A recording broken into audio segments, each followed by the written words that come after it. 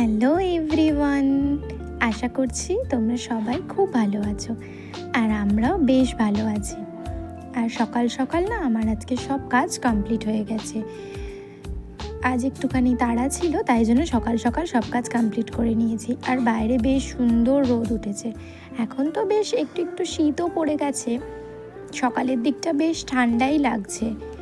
আর কিছুদিন আগে মেলায় গিয়েছিলাম, তো মেলা থেকে এই বোতলটা কিনে এনেছি। বেশ সুন্দর না রঙটা, তোমাদেরকে আগে দেখানো হয়নি। আর এই বোতলের প্রসেসিংটা আমার খুব ভালো লেগেছে। এটা থেকে জল পড়ে যাওয়ার কোনো চান্সেস নেই, বেশ সুন্দর।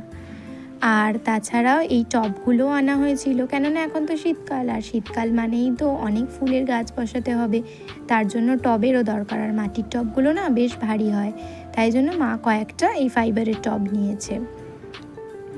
আর এই গাছটার সঙ্গে তোমরা তো সবাই পরিচিত। এই গাছটা যে গোলাপি ফুলগুলো হয়, এগুলো আর বেশি দিন হয়তো হবে না, কেননা শীত পড়ে যাচ্ছে, তো এগুলো গরমকালেই খুব বেশি পরিমাণে হয়।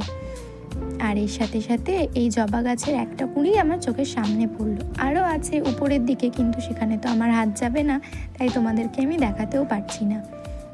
আর এই হলো সেই আমার দরজার, বাড়িতে ঢোকার দরজার পাশে যে গাছটা, রঙ্গন ফুলের গাছ, সেটা।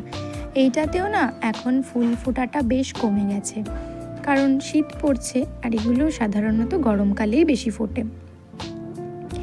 চলো তোমাদের আজকের মূল আকর্ষণ যেটা, সেটা দেখাই।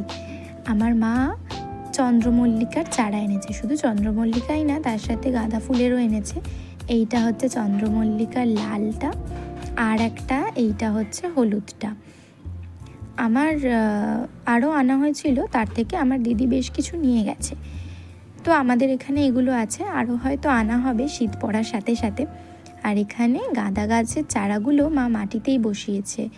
ওগুলো এখন, ওই চন্দ্রমল্লিকাগুলো তো এখনও টবে বসানো হয়নি, তবে মা খুব তাড়াতাড়ি ওগুলো বসিয়ে দেবে।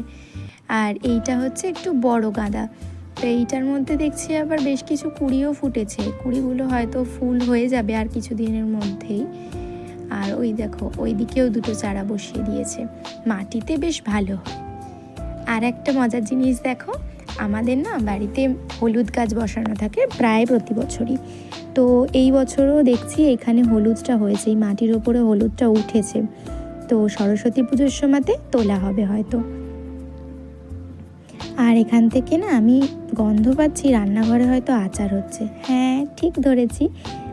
যেতে না যেতেই মা আমাকে বলছে যে আমি একটু মশলাটা বানাই, তুই ততক্ষণ গুড়টাকে নাড়তে থাক।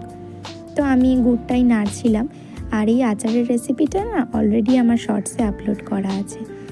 আর কথা বলতে বলতে এই দেখো আচারটা শেষও হয়ে গেছে। তো মা আমাকে আচারটা দিয়েছিল, সত্যি বলছি দারুণ খেতে হয়েছে। তাহলে আজকের ভিডিওটা এতটাই, আবার দেখা হবে